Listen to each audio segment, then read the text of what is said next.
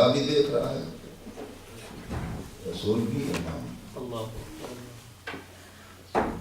ہم یہ سمجھتے ہیں کہ شاید یہ دھمکی ہے، قرآن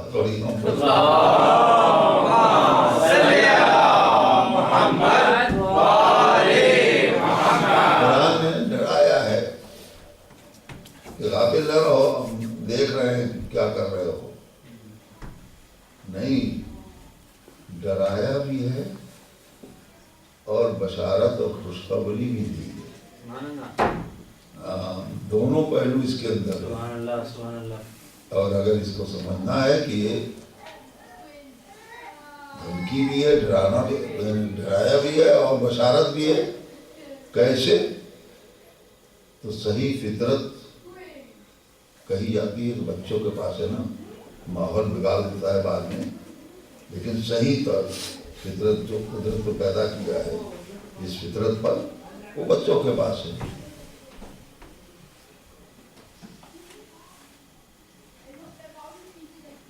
اب اگر فطرت صحیح ہے تو ہوتا کیا ہے؟ بچے اگر کوئی غلط کام کر رہے ہیں اور دور سے بچوں نے دیکھا کہ ہمارا بزرگ آ رہا ہے کوئی، فوراً ہٹ جائے گا اس جگہ سے کہ ہمارا بزرگ ہم کو نہ دیکھ پائے اس حالت میں، ہے نا؟ فطرت صحیح ہے۔ اچھا ٹھیک، یہ تو ہو گئی دھمکی والی بات کہ دیکھ رہے ہیں ہم، لہذا بچو۔ لیکن بشارت والی بات، اگر بچہ اچھا کام کر رہا ہے، کوئی مارے کا اثر کر رہا ہے اور کوئی بزرگ اس کا آ گیا سامنے، تو اس کام میں اور حوصلہ پیدا ہوتا ہے کہ ہمارے اس اچھے کام کو دیکھ کے ہمارا بزرگ ہم خوش ہوگا، گلے لگائے گا، ہوتا ہے کہ نہیں ہوتا؟ تو ایک صلوات محمد اور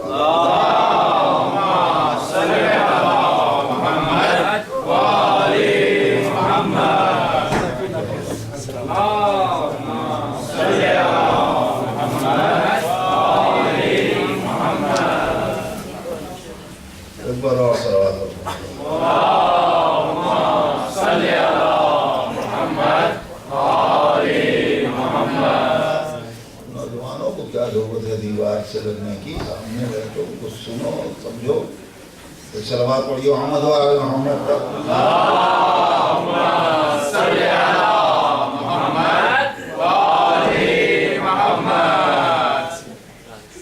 مل جل کے ایک صلوات پڑھیے محمد اور آل محمد پر۔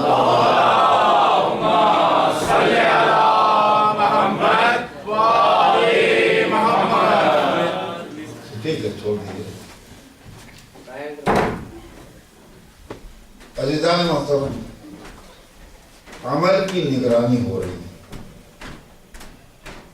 اور جب نگرانی ہو رہی ہے تو پیغمبر فرما دیجیے، کہہ دیجیے کہ عمل کرو۔ سبحان اللہ، اللہ بھی دیکھ رہا ہے، نبی بھی دیکھ رہے ہیں، امام بھی عمل کو دیکھ رہے ہیں، نگرانی ہو رہی ہے۔ اور میں نے بتایا کہ یہ صرف دھمکی نہیں ہے، صرف ڈرانا نہیں ہے، خوف کی بات نہیں ہے، بلکہ بشارت بھی ہے۔ اس لیے کہ اچھا کام جب بچے کرتے ہیں اور کوئی بزرگ سامنے آ جاتا ہے تو اس میں اور حوصلہ پیدا ہوتا ہے۔ لہذا آپ چاہنے والے ہیں نبی اور امام کے، آپ کو قرآن بشارت دے رہا ہے کہ کام جو کرنا ہے کرو، مگر یہ سمجھتے ہوئے کہ تمہارا ایک ایک عمل اس کی نگرانی ہو رہی ہے، اللہ بھی دیکھ رہا ہے، نبی بھی، امام بھی۔ اب اگر آدمی امام کے سامنے اچھا کام کر رہا ہو، پڑھ نماز، اگر امام دیکھ رہے ہوں اور آپ نماز پڑھ رہے ہوں تو آپ کا اندر سے دل کتنا شاد ہوگا کہ ہم اس وقت امام کے حکم کی تعمیل کر رہے ہیں، خدا کو راضی کر رہے ہیں، نبی اور امام کو خوش کر رہے ہیں، تو اس صورت میں ہمارا حوصلہ پیدا ہوگا کہ اب ہم اور جی لگا کے نماز پڑھیں گے. صلوات پڑھیے محمد اور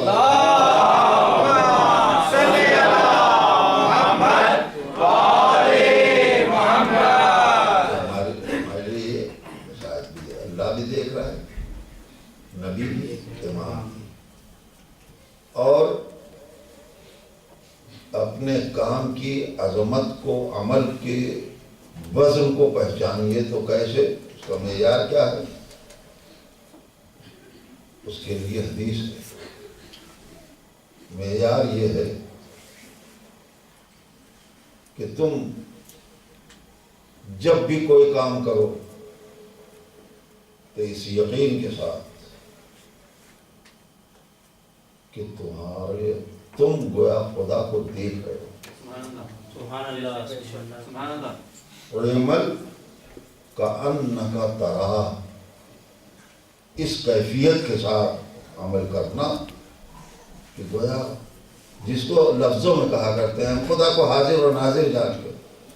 حاضر و ناظر کا کیا مطلب ہے؟ خدا موجود ہے، دیکھ رہے ہیں ہم اسے، ہے نا. زبانی بات اور ہے لیکن حقیقت کو پہچاننا اور ہے. خدا کو حاضر و ناظر جان کر ہم یہ بات کہہ رہے ہیں، خدا کو حاضر و ناظر جان کر ہم یہ کام کر رہے ہیں. اس جملے کے وزن کو ضائع نہ کرنا. اس طرح سے عمل کرو کہ گویا تم خدا کو دیکھ رہے ہو. معصوم سے پوچھا گیا کہ اگر اتنا قوی ایمان نہ ہو تو کیا کریں؟ تو معصوم نے فرمایا کہ اعمل کأنہ یراک.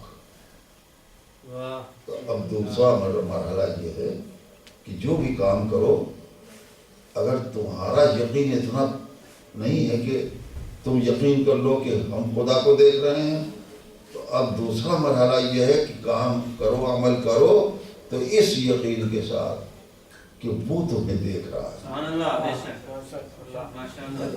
پہلا مرحلہ کیا ہے کہ ہمارا ایمان اتنا قوی ہو کہ ہم سمجھیں کہ ہم دیکھ رہے ہیں خدا کو. اور اگر اس مرحلے تک ممکن نہ ہو یقین، تو دوسرا مرحلہ یہ ہے کہ تم اس کا یقین رکھو ہر عمل کے وقت کہ تم دیکھو نہ دیکھو وہ دیکھ رہا ہے. خدا دیکھ رہا ہے تمہارے عمل کو، اس کا یقین رکھو. پوچھنے والے نے پھر پوچھ لیا کہ اگر اتنا بھی ممکن نہ ہو یقین، تو فرمایا کہ اب اگر یہ بھی نہیں ممکن ہے تو اللہ کی بنائی ہوئی زمین اور آسمان سے کہیں اور جاؤ. اس کی کائنات، ہمارے گھر میں تم کوئی کام کرو اور ہم نہ دیکھیں، تم نہ دیکھو، ہو سکتا ہے مگر ہم نے کوئی کیمرہ ہی لگا لیا ہو، اس کے ذریعے سے ہم دیکھ رہے ہوں. جائزہ آج کی دنیا میں تو سب سمجھنے کے لیے آسان ہے. لہذا یہ تو یقین رکھو کہ تم ہمارے گھر میں کوئی کام کرو گے تو ہم تمہارے کام کو دیکھ رہے ہیں، مشینیں لگی ہوئی ہیں، ہے نا. قدرت نے بھی آواز دی کہ اگر اتنا یقین نہیں کر سکتے کہ تم ہم کو سامنے دیکھ سکو تو یہ یقین رکھو کہ ہم اس کو نہیں دیکھ رہے ہیں، وہ ہمیں دیکھ رہا ہے. اور اگر یہ ممکن یہ تصور نہ ہو سکے تو پھر چھوڑو اس کی دنیا کو. ممکن ہے اس کی زمین آسمان سے کہیں اور جائے، کون سے کہاں جائے گا. لہذا دو ہی راستے ہیں، کوئی تیسرا راستہ نہیں ہے. یا تو اپنے ایمان کو اتنا مضبوط کرو.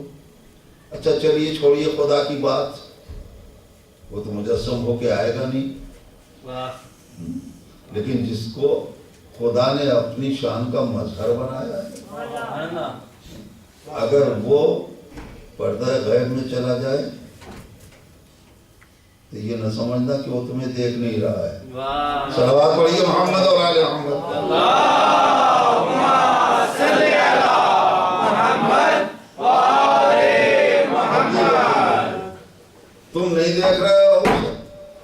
کے پردے میں ہے مگر وہ تمہیں دیکھ رہا ہے۔ غیبت کے معنی کیا ہے؟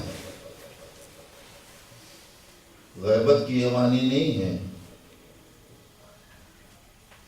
کہ وہ غائب ہے تو ہم کو نہیں دیکھتے، وہ نہیں غائب ہے، تمہاری نگاہوں پہ پردے۔ ہو سکتا ہے کہ بالکل تمہارے سامنے بیٹھا ہو اور موجود ہو،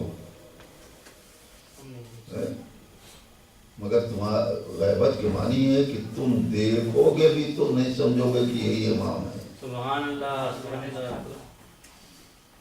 علامتیں بعد میں تم کو بتا دیں کہ امام تھے، بعد میں پتہ چلے گا، لیکن غیبت کے معنی، غیبت کی منزل میں کیوں آئے؟ حالات میں عجیب بات ہے۔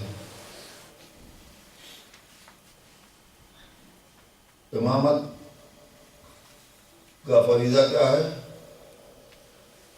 ایک صلوات پڑھیے محمد اور آل محمد۔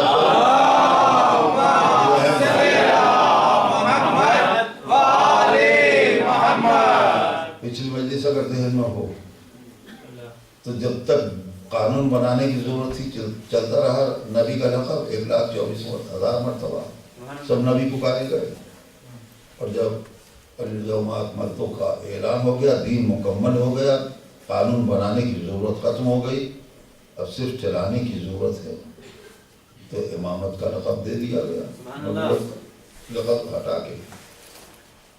آپ یہ تو سوچیں کہ اب امامت کا فریضہ ہے کائنات پہ اسلام کا پرچم، عدل کی حکومت سبحان اللہ ہے نا، عدل کی حکومت قائم ہو، جس کی کے لیے نبی کہہ کے گئے کہ میرا ایک فرزند آئے گا،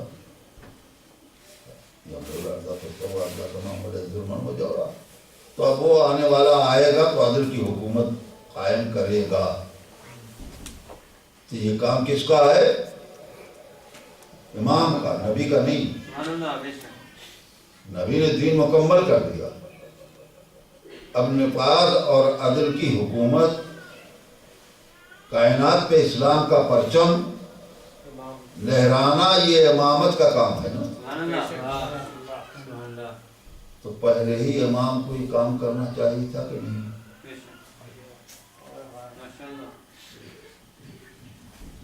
اور اگر حالات خراب تھے تو پہلے ہی امام چلے گئے ہوتے پردے میں، غیبت میں، غیبت کے پردے میں چلے جاتے، جب حالات ٹھیک ہوتے تو آ کر کے عدل کی حکومت قائم کرتے، پرچم لہراتے اسلام کا۔ جب جانے لگے 19ویں ماہ رمضان کو مسجد کی طرف، دل چاہا کہوں آقا کہاں جا رہے ہیں؟ وہاں قاتل تھے،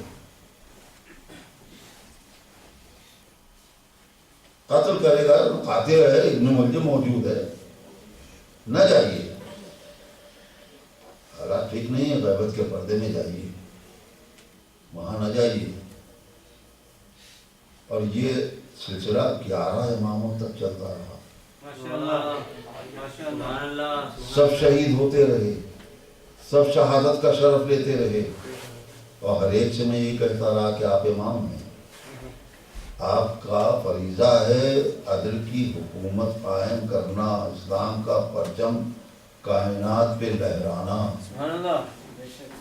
ٹھیک، بات تمام ہو گئی، مجھے تو آخری منزل تک پہنچانا ہے بات۔ اب میرا آخری امام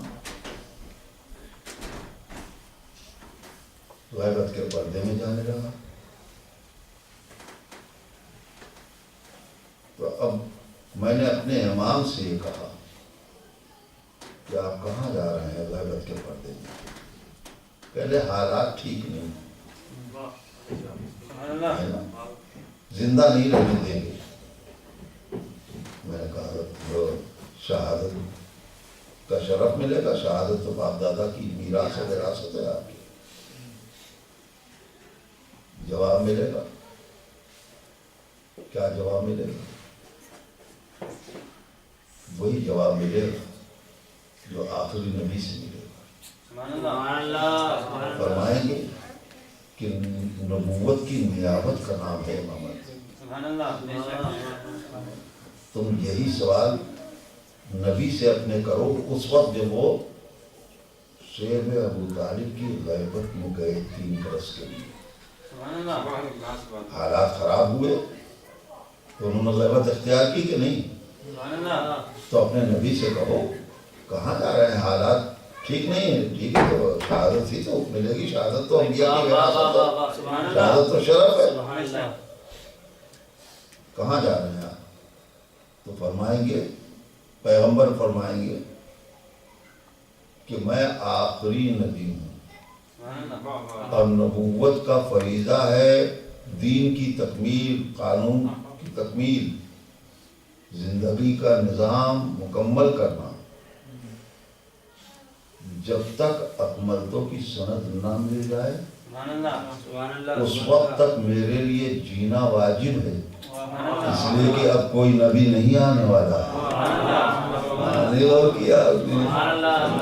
جواب ہو گیا کہ نہیں؟ پچھلے انبیاء موت کا استقبال کرتے رہے، شہادت کا جام پیتے رہے کہ گھبراؤ نہیں، ہم اپنی جگہ پہ اپنے جیسا معصوم نبی چھوڑ کے جا رہے ہیں جو دین کو مکمل کرے گا۔ لیکن آخری نبی کے لیے جب حالات بگڑے تو غیبت کے پردے میں چلے گئے، قلیل مدت صحیح لیکن نیابت تو ہے۔ تو حالات خراب تھے، لہذا فرمایا پیغمبر نے کہ اب اس وقت میرے لیے شہادت حرام ہے، جینا واجب ہے، جب تک کہ دین کی تکمیل نہ ہو، سند نہ مل جائے اکملتوں کی، اس وقت تک میرے لیے شہادت حرام ہے۔ اب میرے عزیزو آگے بولو، 11 اماموں نے کہا شہادت کا شرف مجھے لینے دو، اپنی جگہ پہ ہم اپنے جیسا معصوم امام چھوڑ کے جا رہے ہیں۔ لیکن جب آخری امام ہمارا غیبت کے پردے میں جانے لگا، ہم نے ہاتھ جوڑے، اب ہم کو چھوڑ کے کہاں جا رہے ہیں؟ تو خود آپ آخری امام ہیں، کہنے حالات ٹھیک نہیں ہیں، جینے نہیں دیں گے۔ میں نے کہا شہادت کا شرف ملے گا، یہ تو آپ کے باپ دادا کی وراثت ہے۔ فرمائیں گے میں آخری نبی کا آخری نائب ہوں، اور میرے بعد کوئی امام نہیں آئے گا جو کائنات پہ اسلام کا پرچم لہرائے، اس لیے مجھے اس وقت تک جینا واجب ہے، میرے لیے شہادت کا جام حرام ہے اس وقت تک جب تک کہ جال حق کی منزل نہ آ جائے۔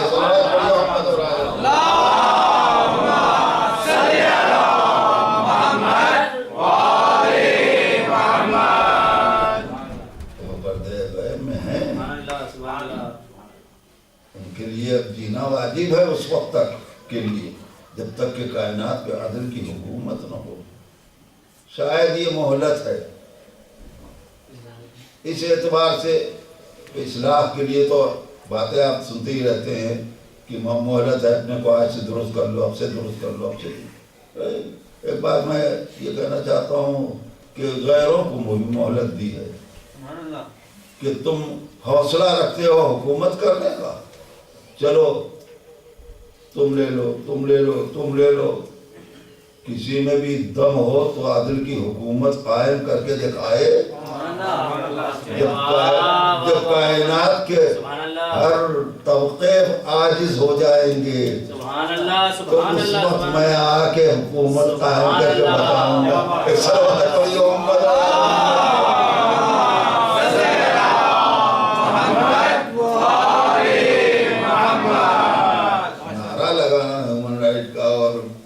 حکومت کا یہ اور ہے، لیکن واقعی انصاف اور عدل کی حکومت قائم کر کے دکھاؤ تو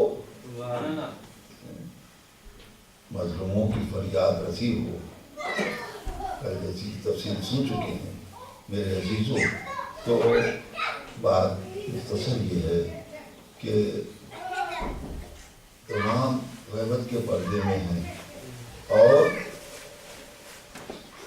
ایک بات میں ذرا ہٹ کے جو عام طور پہ کہی جاتی ہے اس سے ہٹ کے کہنا چاہتا ہوں، غیبت کی 2 قسمیں بتائی گئی، غیبت صغریٰ، غیبت کبریٰ۔ غیبت صغریٰ کیا مطلب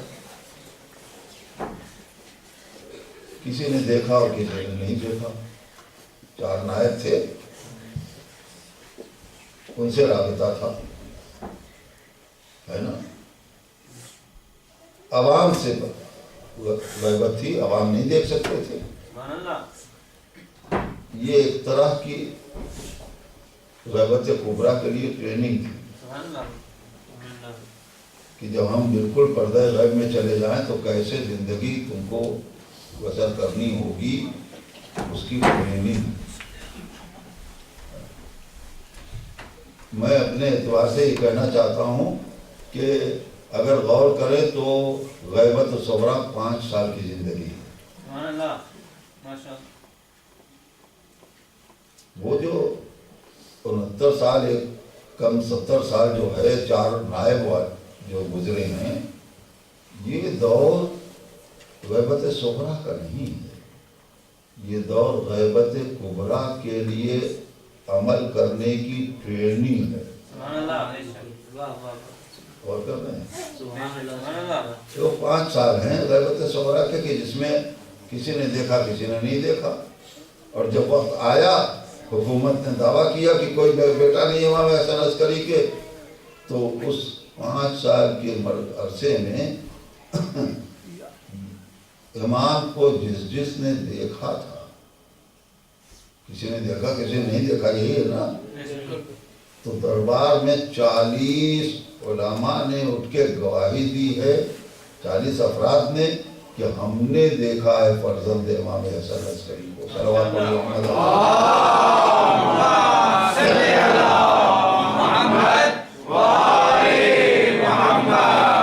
تمام رائے امام کا ذکر آیا تھا. ایک چیز عجیب ہے کہ امام کی پیدائش پر تاریخ نے بتایا ہے, ہماری تاریخ نے کہا ہے کہ بے شمار عقیقے دیے گئے ہیں. یہ بھی ایک بات ذہن میں پڑی ہے, بے شمار عقیقے دیے گئے ہیں. اور ایک سنی عالم نے اس دور کے یہ لکھا ہے کہ امام حسن عسکری نے 12ویں امام کے لیے 300 عقیقے دیے ہیں. اور پھر اور اماموں کی تاریخ جب پڑھی ہم نے تو ایک عقیقہ, صرف امام حسین کے لیے تاریخ میں 2 عقیقے کا ذکر ہے. خیر وہ 2 ہو گیا, کوئی بات نہیں, چلیے. لیکن عقیقے کی رسم کے لیے تو ایک عقیقہ ہے بس. یہ 300 عقیقے یا بے شمار عقیقے کیوں دیے گئے, آپ نے کبھی اس پر غور کیا؟ اس کو سمجھنے کے لیے میں یہ اپنے بچوں سے کہا کرتا ہوں کہ پہلے یہ سمجھو کہ عقیقے کا فلسفہ کیا ہے, عقیقہ کیوں جاری کیا ہے اسلام نے. جب یہ سمجھ میں آئے گا پھر لطف آئے گا. عقیقہ ہے کیا؟ عقیقہ اسلام نے ایک مہذب طور پہ برتھ سرٹیفکیٹ ایشو کیا ہے,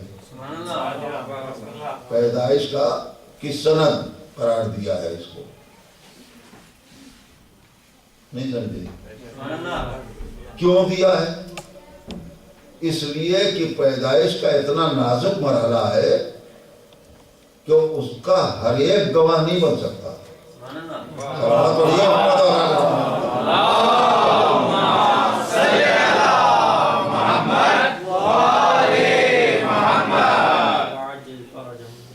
آپ کو بھی ضرورت پڑے گی تو آپ کا اسکول کا سرٹیفکیٹ کام آئے گا, ہے نا. برتھ سرٹیفکیٹ لے کے آؤ, ہاسپٹل کا یا اسکول کا. تو اب پتا چلا کہ یہ اس کی گواہی, یہ سرٹیفکیٹ اس کی گواہی ہر ایک نہیں دے سکتا تھا. لہذا اسلام نے یہ ایک مہذب انداز میں برتھ سرٹیفکیٹ ہر ایک کو دیا ہے. کیسے؟ کہا عقیقہ کرو. عقیقے میں کیا کریں؟ کہا جانور ذبح کرو. اچھا ذبح کر دیا ہم نے,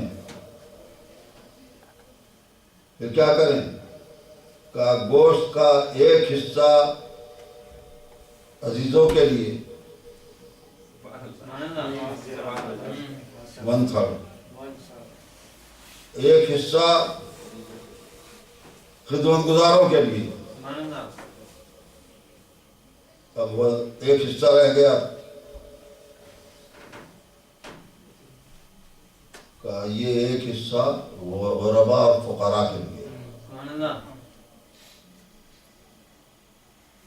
یہ بھی ایک رسم تو جاری کی جاتی ہے عقیقے کی، مگر اس پر دھیان نہیں دیا جاتا ہے کہ اس کا 1/3 گوشت جو ہے وہ فقراء و مساکین کا ہے. عموماً کھانا پکا کے برادری کو کھلا دیا جاتا ہے، دعوت کر دی جاتی ہے. تم کو دوسرے کا حصہ، دوسرے کا حق. اچھا یہاں تو چلیے مستحب ہی ہے نا، لیکن حج میں جو واجب ہے وہاں غفلت ہوتی ہے. وہاں بھی یہی قانون ہے. قربانی میں فقراء و مساکین کا حصہ ہے، وہاں کہاں ملیں گے آپ کو فقراء؟ اور آپ کو کیا حق ہے کہ کسی کا حق ضائع کر دیں؟ تو سمجھنے کی کوشش کرنی چاہیے. جو لوگ حج کے لیے جائیں وہ ذہن میں رکھیں کہ وہ 1/3 حصہ جو فقراء کا ہے اس کو فقراء کی طرف سے نائب بن کے خرید لیں، اور اس گوشت کے آپ مالک بن گئے اور وہ قیمت آپ پہنچا دیں گے فقراء کو. مطلب صلوات پڑھیے محمد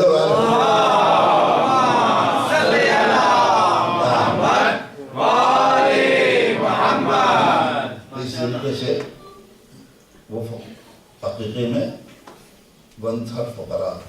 تو آپ دیکھیے کہ قدرت نے کس انداز سے گواہ بنایا ہے. نازک منزل سے گواہ تو بن نہیں سکتے تھے، لہذا قدرت نے عقیقے کی رسم جاری کی، اسلام نے عقیقے کی رسم جاری کی. اب یہ جس تک گوشت پہنچے گا گواہ بنے گا نا کہ بچہ پیدا ہوا ہے. تو اعزاء کو بھی پتہ چل جائے گا، خدمت گزاروں کو بھی پتہ چل جائے گا، فقراء مساکین میں بھی نشر ہو جائے گی بات کہ فلاں کے ہاں بچہ پیدا ہوا ہے. اب جب فلسفہ سمجھ میں آ گیا تو اب سوچو کہ ہر امام کے لیے ایک عقیقہ کیوں دیا گیا اور آخری امام کے لیے 300 یا بے شمار کیوں عقیقے دیے امام حسن عسکری نے. بات یہ ہے کہ کسی امام کی پیدائش کا انکار نہیں دنیا کرے گی، صرف آخری امام کی پیدائش کا انکار ہوگا. یہ امام حسن عسکری کی نگاہ میں تھا، لہذا بچہ پیدا ہوا تو عقیقے پر عقیقہ، عقیقے پر عقیقہ، عقیقے. صلوات پڑھیے محمد اور آل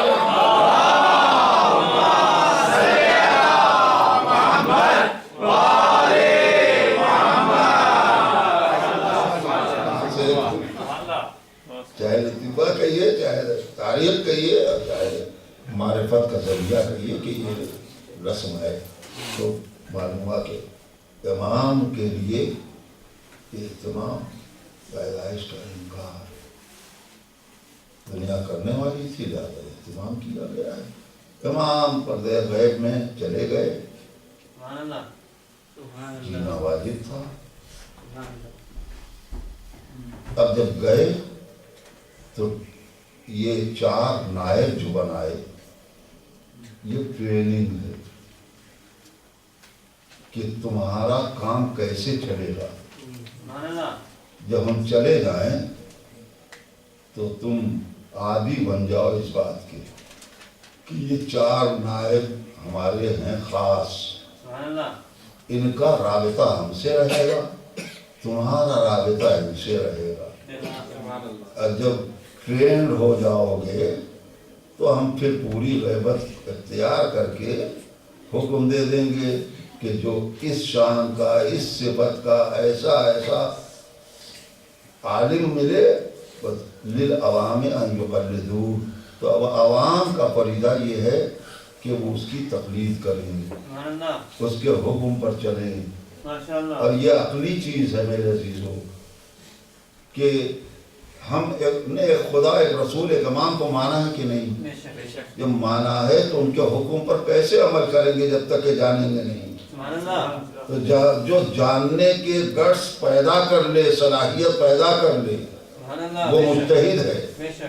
اور جو یہ گٹس پیدا نہ کر سکے، اس کی ڈیوٹی ہے کہ جس نے حکم خدا کو سمجھنے کی صلاحیت پیدا کی ہے، اس کو ہم فالو کریں، اس کے حکم پر عمل کریں.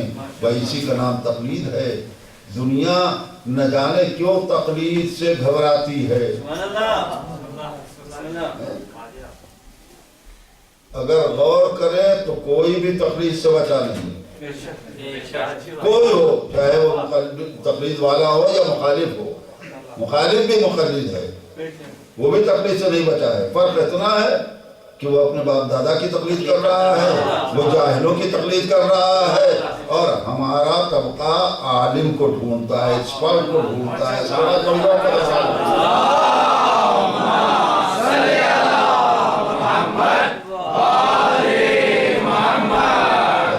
یہ ہے تقلید کا محاصر. امام عرضہ غیب میں ہیں، ان کے نائبین موجود ہیں، وہ ڈھونڈ کر حکم خدا تم تک پہنچاتے ہیں، نیابت کا حق ادا کر رہے ہیں. اسی میں نائب خاص وہ تھے 4 جن کے کو معین کیا گیا تھا، اور اب یہ سب نائب عام ہیں. اس کو اگر سمجھنا ہے تو یوں سمجھیے کہ ہم نبی امام کی موجودگی میں فقیہ کے محتاج نہیں تھے.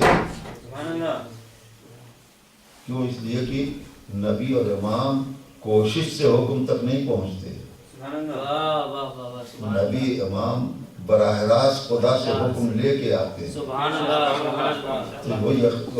ہماری لفظ یہ ہے کہ گویا یقین کا دروازہ کھلا تھا جب تک نبی امام تھے، تو ہم کوشش کے حکم کے محتاج نہیں تھے، مگر تھے اس وقت بھی فقیہ اور مجتہد.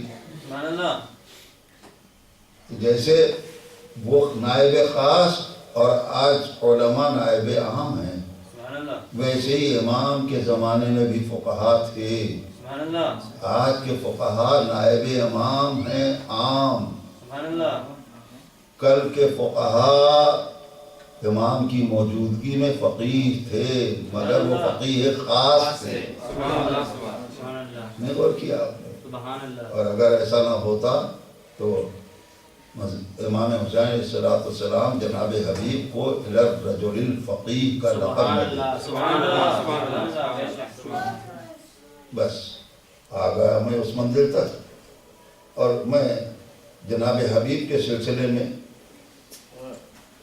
بات آ گئی ہے تو اس حسین کے فدائی کا ذکر تھوڑا سا کر کے اور آج کی مجلس میں تمام کر دیں. چاہنے والوں، بچپن کا ساتھی، دوست، فدائی جو چاہیے کہیے، ایسا چاہنے والا کہ نام ہی حبیب پڑ گیا.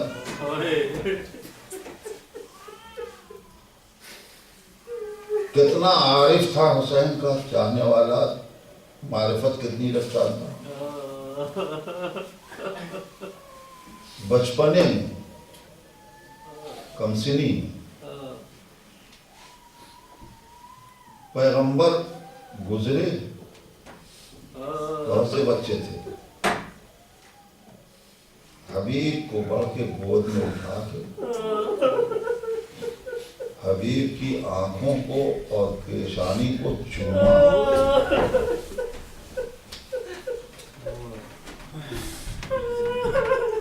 جب کسی نے پوچھا اتنے بچے تھے، اس بچے میں کیا خاص بات ہے؟ پیغمبر کی آنکھوں میں آنسو آئے. فرمایا جو میری آنکھیں دیکھ چکی ہیں وہ تمہاری نگاہوں میں نہیں. جب میرا حسین چلتا ہے تو حبیب پیچھے پیچھے حسین کے قدم کی خاک اٹھا کے اپنی آنکھوں سے لگا. دنیا خاک شفا کو چومنے سے روکتی ہے، پیغمبر کی سیرت کو سامنے رکھو تو پیغمبر نے خاک نہیں چومی ہے، وہ پیشانی چومی ہے جس سے حسین کے قدم کی خاک مس ہوئی۔ اگر بہت کچھ ہوگا تو شاید پسینہ حسین کا ملا ہو اس خاک میں، اور اس سے جو آنکھیں اور پیشانی مس ہو گئی تو چومنے کے لائق۔ تو اگر کسی خاک میں، کسی مٹی میں حسین کا خون ملا ہو تو کیا وہ چومنے کے لائق نہیں ہے؟ نبی نے حبیب کی پیشانی کو چوم کے ہمیں سبق دیا ہے کہ حسین کے قدم کی خاک اتنی پربرکت ہے کہ نبوت کی بوسہگاہ وہ جگہ بنتی ہے جہاں سے یہ خاک مس ہو جائے۔ چاہنے والوں، جو خط لکھا ہے جس میں یہ آپ سنتے رہتے ہیں کہ پتے میں لکھا تھا الرجل الفقیر حبیب ابن مظاہر، یہ خط امام کا جناب حبیب کے نام مخصوص حیثیت رکھتا ہے نا، جس کا تذکرہ آپ سنتے ہیں کہ کتنی شخصیت اہم ہے کہ جس کو خط لکھ کے امام نے بلایا کربلا کے لیے۔ لیکن آپ ابھی متاثر ہوں گے، میں مذاہب کو بھی اس انداز سے پیش کرتا ہوں کہ کچھ آدمی اس سے سوچے اور سمجھے۔ میں نفسیاتی بات آپ سے کہنا چاہتا ہوں، یہ بتائیے کوئی ہمارا بچپن کا دوست ہو اور ساتھی ہو، اور ہم سب کے آخر میں، سب کے بعد اس کو یاد کریں، تو کیا دوستی کو شکایت کا حق نہیں ہے؟ اب اس روشنی میں آپ سوچیں کہ وقت پڑا تھا مظلوم کربلا پہ تو مدینے سے چلے تھے تو چاہیے تھا نا کہ خط لکھ دیے ہوتے، حبیب میرے بچپن کے ساتھی حسین پہ وقت پڑ گیا ہے، مدد کی ضرورت ہے۔ مدینے سے اگر موقع نہیں ملا خط لکھنے کا تو چاہنے والوں، جب مکے سے اپنے بھیا مسلم ابن عقیل کو، جناب مسلم کو ایلچی اور سفیر بنا کر کوفے بھیجا تھا تو حبیب سے کہہ دیا ہوتا، مسلم سے کہا ہوتا اے مسلم کوفے جانا تو میرا بچپن کا ایک دوست ہے حبیب، اس سے سلام کہنا اور کہہ دینا کہ حسین پہ وقت آ گیا ہے۔ لیکن جناب مسلم سے بھی نہیں کہلایا اور خط لکھ کے بلا تو لیا، لیکن کیا محبت کو حق نہیں ہے شکایت کا؟ بچپنے کا دوست ہے، شکوے کا حق ہے۔ آقا اتنی دیر میں آپ نے مجھے یاد کیا ہے، رونے والوں تاریخ میں کیا جواب ملے گا؟ میرا مظلوم امام اگر حبیب شکایت کرے آنے کے بعد کیا آقا آپ نے مجھے کیوں اتنی دیر میں یاد کیا، تو مظلوم کربلا شاید جواب دے، سنو چاہنے والوں، مظلوم کربلا شاید جواب دے، حبیب اگر میں نے تم کو پہلے بلا لیا ہوتا تو جب میری ماں جاری کہتی، زینب سوال کرتی بھیا دشمن کی فوجیں آ رہی ہے، آپ کا کوئی مددگار نظر نہیں آتا، تو میں اپنی ماں جاری کو کیسے تسکین دیتا ہے؟ حبیب تمہاری شکایت عمر سر عمر، مگر میں نے تم کو تسکین زینب بنایا ہے۔ عزادارو، بس 2-3 جملے اور مجلس کو تمام کر دوں۔ لو خط ملا، تفصیل خط کی نہیں، حسین حبیب والد کربلا ہوئے، خیمے کے باہر اب حسین بے چین ہیں کہ میرے بچپن کا ساتھی کب پہنچے گا،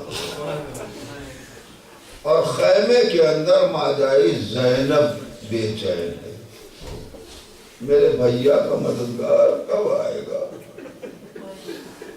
ایک مرتبہ آثار نمودار ہوئے تو روایت کہتی ہے کہ مظلوم کربلا نے آواز دی، بھیا عباس، بیٹا علی اکبر، اٹھو دیکھو حبیب آ رہے ہیں، استقبال کرو۔ میں نے یہ روایت سنی ہے بولے والوں کہ آج بھی جب کوئی حسین کا ظاہر کربلا جاتا ہے تو عباس اور علی اکبر استقبال کرتے ہیں۔ اللہ رضا حسین کا مرتبہ میں نے سوچنا شروع کیا کہ یہ مرتبہ کیوں ظاہر کو ملا۔ کربلا کی تاریخ نے بتایا کہ شاید یہ حسین کا دیا ہوا سبق ہے۔ اس دن سے جناب عباس نے اور شہزادے نے طے کر لیا، اب آج کے بعد جو ابھی میرے بابا کر رہے گا ہمیں اس کا استقبال کرنا ہے۔ سننے والوں لو حبیب آئے، اور آخری منزل میں صرف اتنی سی گزارش ہے رونے والوں کہ حبیب پہنچے، اصحاب میں ایک شور اٹھا، یہ آواز خیمے تک پہنچی، آوازیں خیمے تک پہنچی۔ ثانیہ زہرا نے کہا یہ آوازیں کیسی آ رہی؟ کسی نے بتا دیا بی بی کو کہ حبیب آئے۔ اب عزادارو قدر پہچانو، بی بی بے چین تھی نا، میرے ماجائے کا، میرے بھیا کا مددگار کب آئے گا۔ تو مجھے تاریخ میں بتایا کہ جیسے ہی سنا کہ حبیب آئے، آواز دی فضا، حبیب سے جا کے میرا سلام کہہ دو۔ در خیمہ پہ فضا آئی، آواز دی خوشا نصیب حبیب، علی کی بیٹی نے تمہیں سلام کہلایا ہے۔ میں یہ سننا تھا کہ حبیب نے اپنا سر پیر لیا، ہائے آل رسول پہ یہ بڑھا گیا۔